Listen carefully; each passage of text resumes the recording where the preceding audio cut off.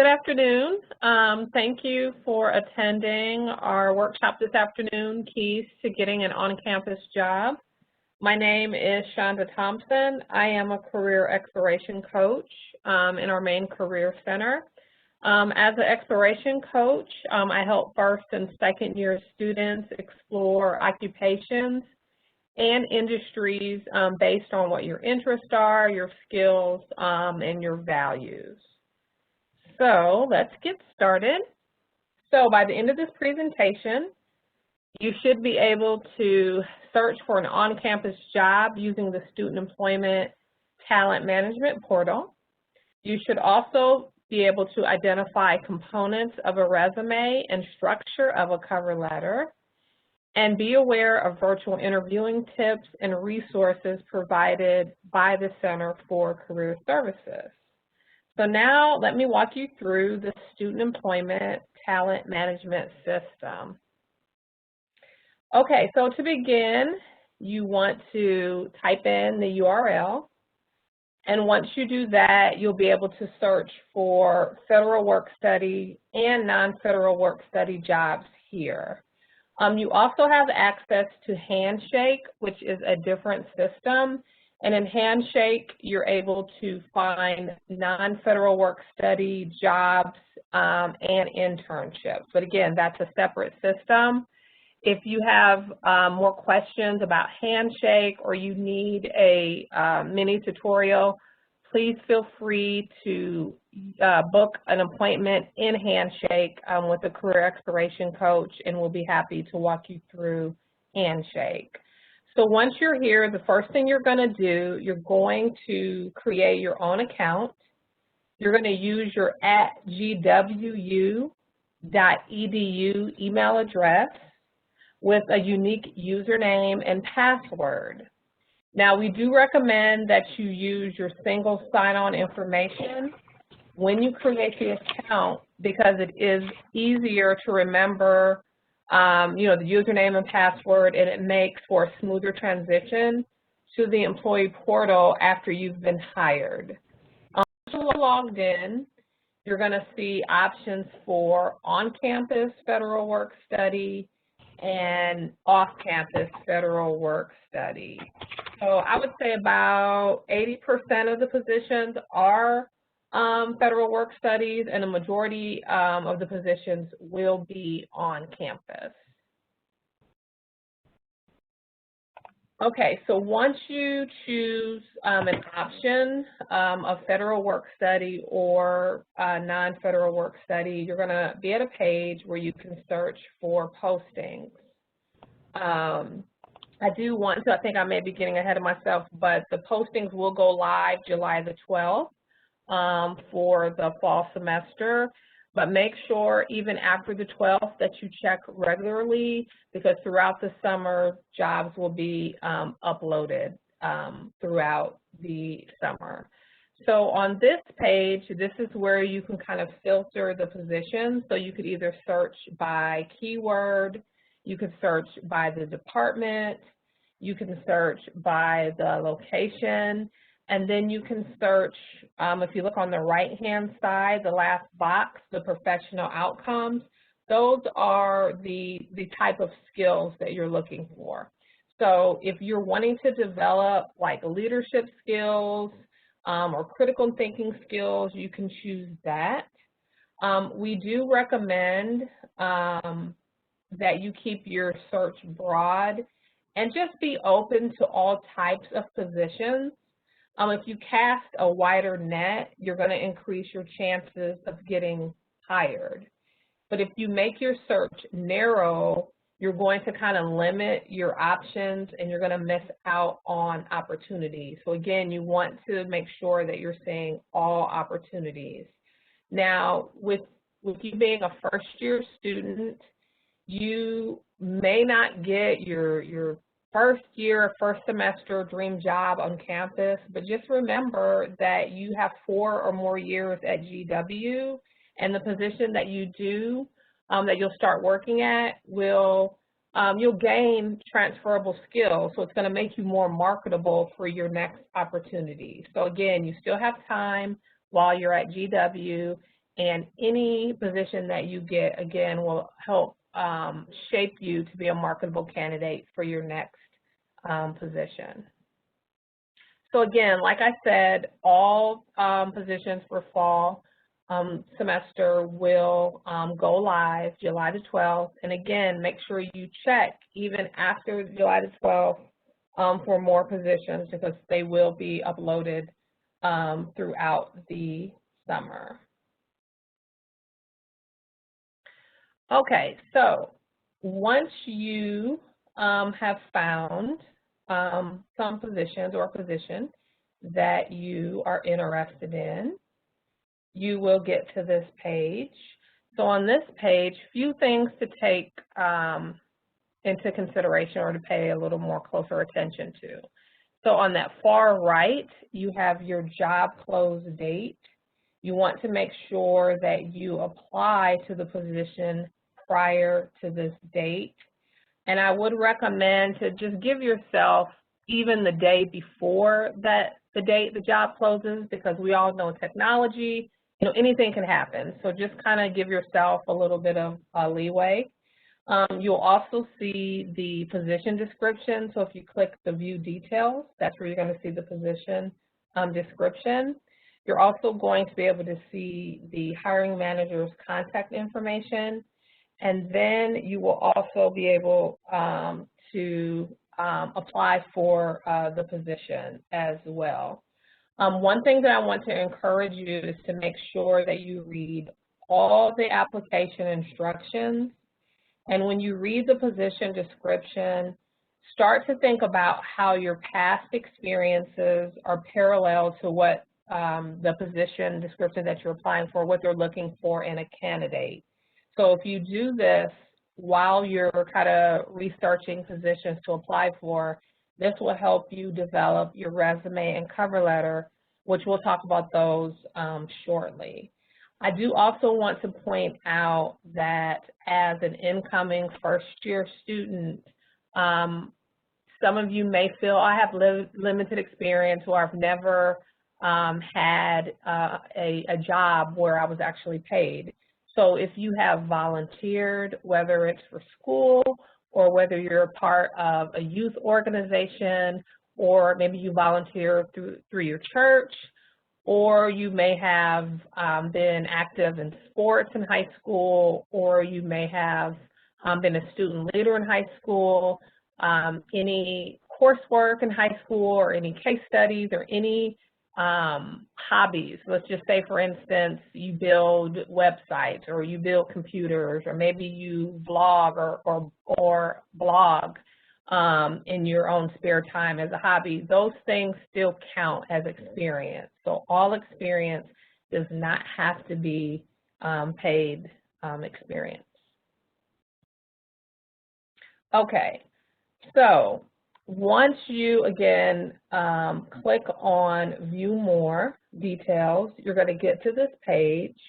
And again, this gives you a little bit more detail about the position description, hiring managers, contact information, the wage per hour. And again, I cannot stress enough to make sure that you follow the application directions, make sure you submit the correct documents, and make sure you're looking at the skills they're wanting you to have for each position.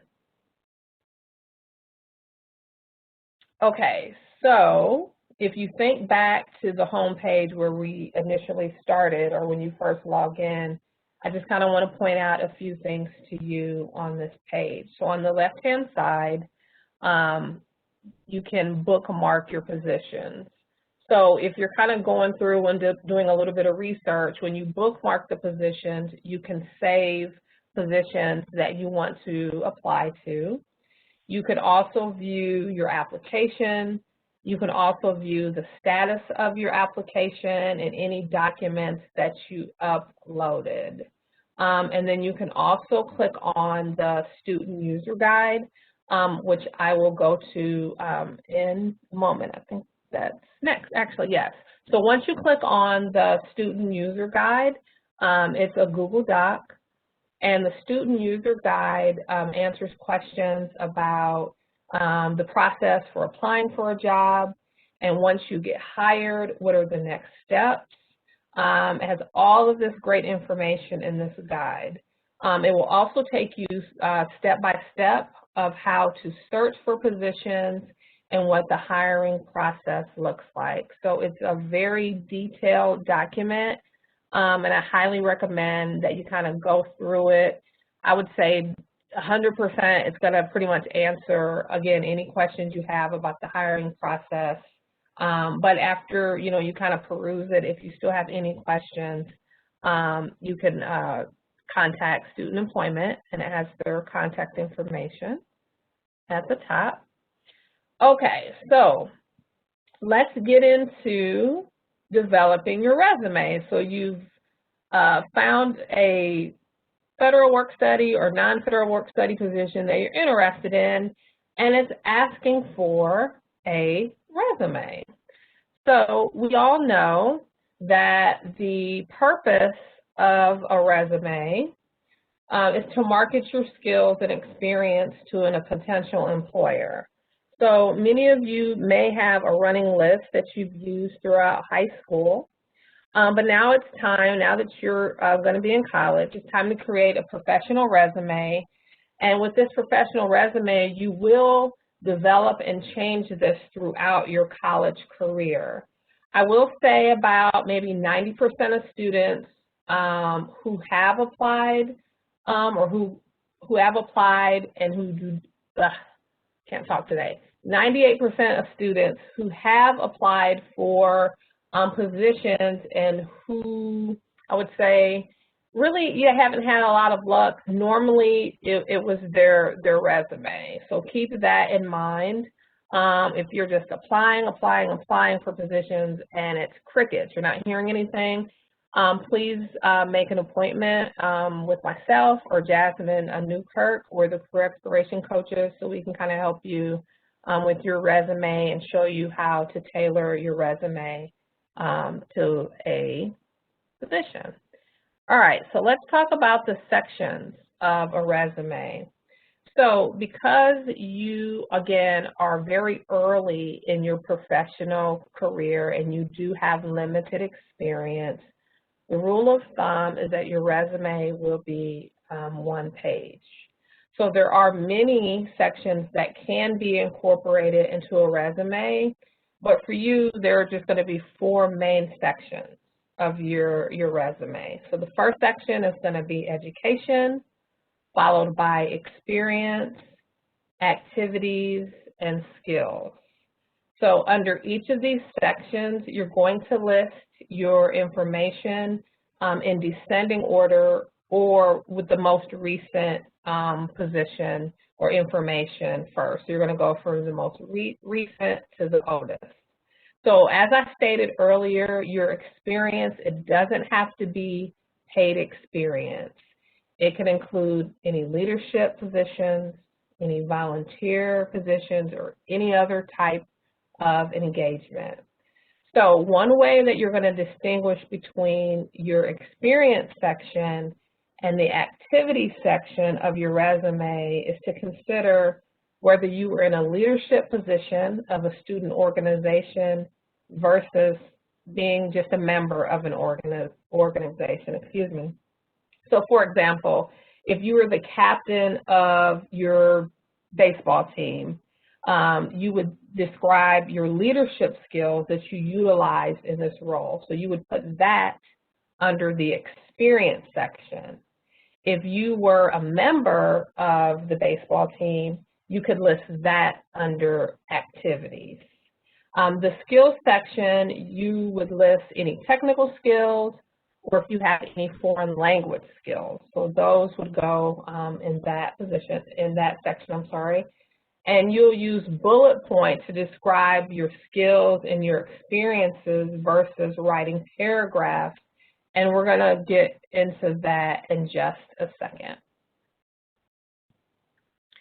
So I have a sample resume. So this is just a basic resume. and it has the sections that I stated. So as a college student, you're always going to lead right now with the education being your first section. Keep in mind, you're going to list your high school education and any activities that you were involved in high school up until your junior year. So your first 2 years, you'll list all high school. Starting your junior year, everything high school comes off of your resume. So again, you have the education section, experience, activities, and skills. One thing that I would like for you to notice that there are bullets for under your experience section, your activities section, and then this actually leads into our next section of building resume phrases. So developing, bullet points, this is often the most challenging part for students when they're creating their resume. So I want you to consider these 3 guidelines while you're writing your resume phrases. So the first thing you want to do, you always want to start your bullet with a strong action verb. So use a verb that describes what you did. So for example, instead of saying worked with children, consider saying mentored or taught children. Mentored or taught children are stronger verbs than worked. So just remember that an employer wants to know what that work was. So again, use a verb, an action verb that describes what you did. We also have, I should have said this before, resume and cover letter guides. In the resume guide, we have a list of action verbs that you can choose from for your resume. The second thing you want to do, you want to add what we call sticky details to your bullet. So your sticky details answer the questions who, what, where, and how. Or you can quantify things, so you can utilize numbers. And then lastly, you want your bullet to end with any results or any outcomes or any impact that your actions had. So thinking about what happened because of your actions. So let's look at a couple more examples of our resume bullets. So, okay, let me just do this. All right, so processed is the action verb. In a busy, high volume environment, that's the sticky detail. So you are describing what the environment is like where you process the orders. And in order to maintain daily sales goals, so this is what happened as a result of you processing the orders. So let's look at another example. Collaborated is your strong action verb rather than using help or assist.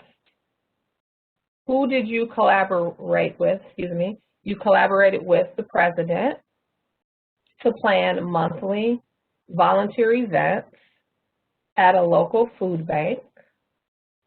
Again, these are your sticky details.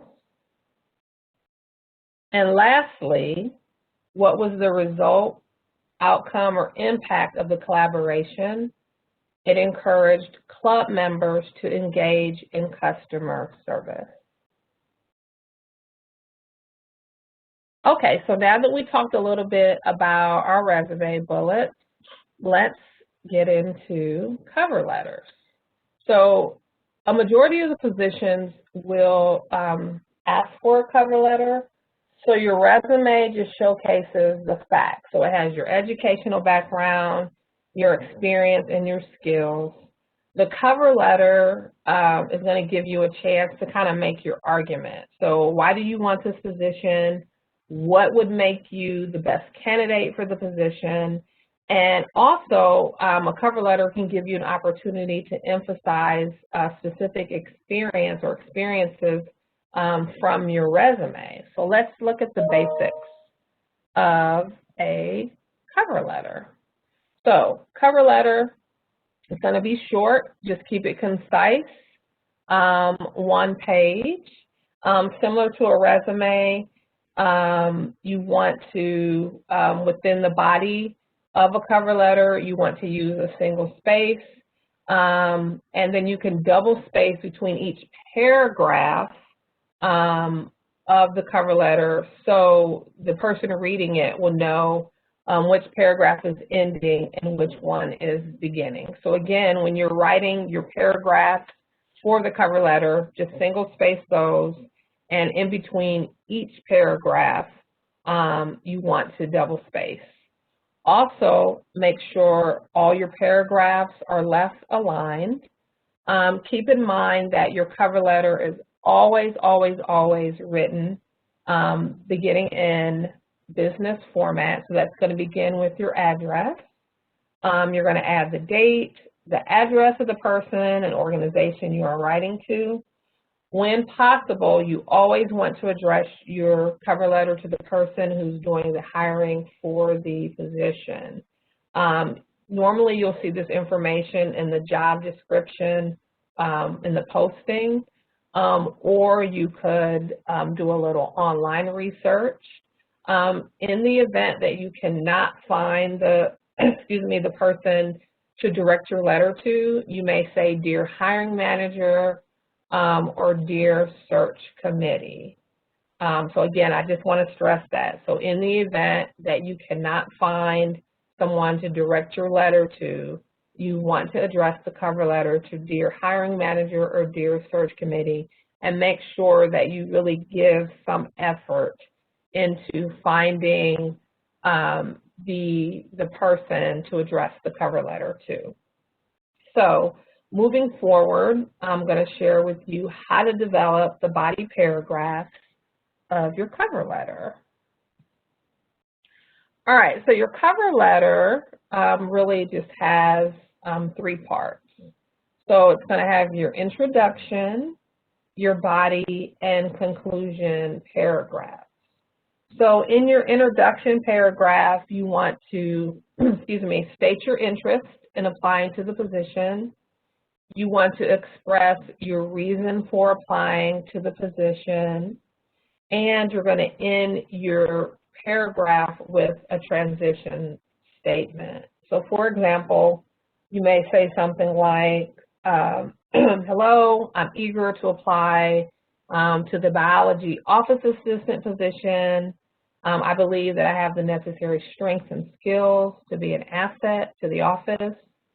My past work experience, passion for biology, and desire to contribute to research make me a strong candidate for this position."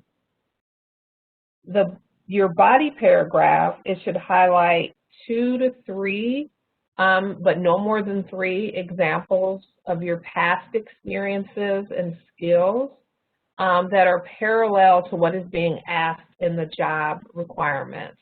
So this is what we call tailoring your resume. So you are showing the potential employer that you have transferable or relevant skills that you've utilized previously to the position, the current position that you're applying for.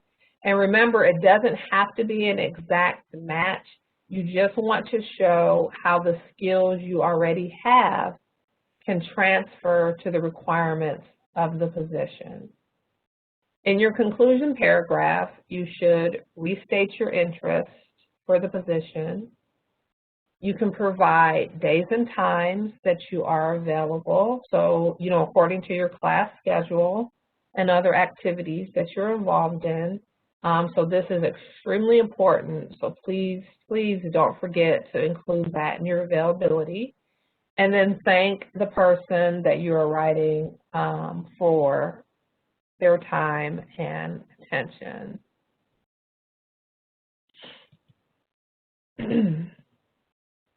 All right, virtual interviewing. So even though the world, is opening up, there may be some positions that are still utilizing virtual interviewing. So just a few tips to whether you're actually interviewing virtually or in person, make sure that you're researching the organization. So you're kind of looking at the mission of the organization. You have a good grasp on what that organization does. You have a good grasp on the position that you're applying for.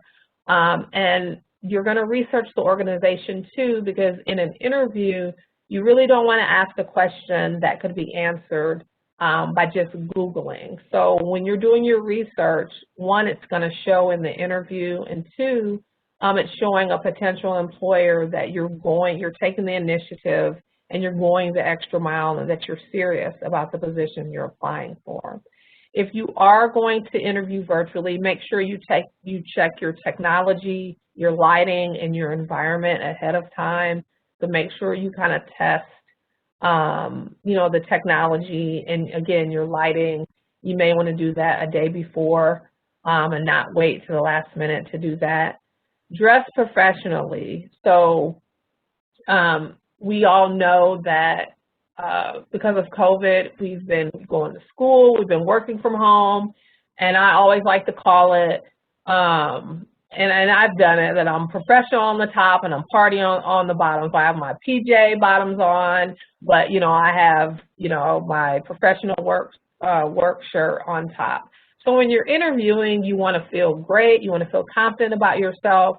So just get dressed up as if you're actually going to an in-person interview. It's really going to have an impact on your confidence, which is what you're going to have to exude, particularly in a virtual environment. So I'm going to encourage you to just get dressed up as if you were interviewing in person. Make sure that you practice. We do have resources.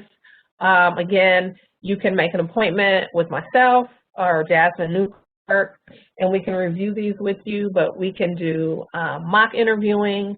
We do have interview stream where you can record yourself answering interview questions, and you can kind of play it back and get feedback. So make sure you practice. Don't wait until the night before to practice. Interviewing is a skill, and it's something that you have to put time, effort, and energy into it.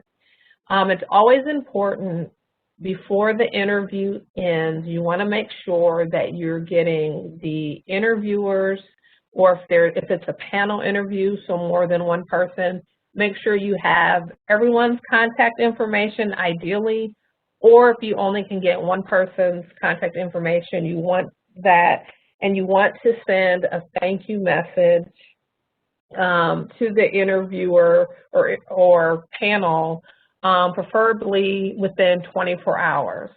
And you want to make sure that you personalize this thank you message. So maybe you found, based on one of the questions you asked of the interviewer, maybe, you learned something new about the organization, or maybe there was just something that really enlighten you during their interview. You want to make sure you include that in there and really personalize the thank you message. We do have resources. These are found in Handshake. So we have the general and policy resume guide and tips. We also have a cover letter guide and tips, and then we have a virtual and video interview, so what to expect and how to prepare. So once you're in Handshake, once you go to Career Center, that's really like your main dashboard. So you can go to Career Center, click Resources, and then you can just type in resume. Resume guide will come up. You can type in cover letter.